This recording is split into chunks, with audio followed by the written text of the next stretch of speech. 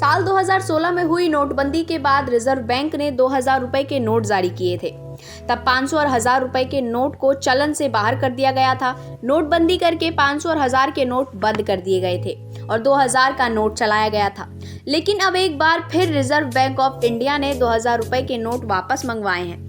23 मई से 30 सितंबर तक लोग 2000 रुपए के नोट बैंकों में बदल सकते हैं। इस बीच प्रधानमंत्री के पूर्व प्रधान सचिव नृपेंद्र मिश्रा ने कहा कि प्रधानमंत्री नरेंद्र मोदी कभी भी 2000 रुपए के नोट जारी करने के पक्ष में थे ही नहीं, लेकिन फिर भी जब उन्हें ये बताया गया कि 2000 के नोट को केवल कुछ समय के लिए लाया जाएगा, तो फिर उन्होंने इसकी अनुमति दे दी थी। पीएम ने कभी भी 2000 के नोट को गरीबों का नोट नहीं माना। उन्हें पता था कि 2000 के नोट से लेन देन की जमाखोरी बढ़ जाएगी, भ्रष्टाचार बढ़ जाएगा।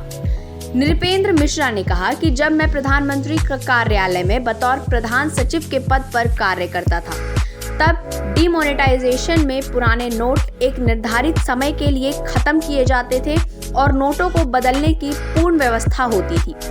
एक समय सीमा के अंदर ही आप उस नोट को बदल सकते हैं।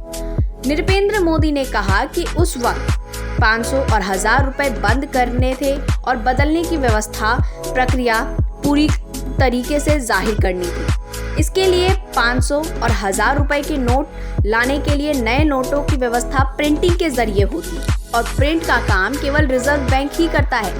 हालांकि इस पर पीएम मोदी की प्रतिक्रिया बिल्कुल ही अलग थी। उन्होंने कहा कि हम 1000 रुपए के नोट बंद कर रहे हैं और उसकी जगह 2000 का ला रहे हैं, तो काला धन समाप्त नहीं होगा, बल्कि ये लोगों के घरों में और जमा होगा और हमें नहीं पता चल पाएगा। हालांकि एक बार फिर से पीएम मोदी ने ये साबित कर दिया है कि भ्रष्टाचार उनके होते हुए नहीं चल सकता।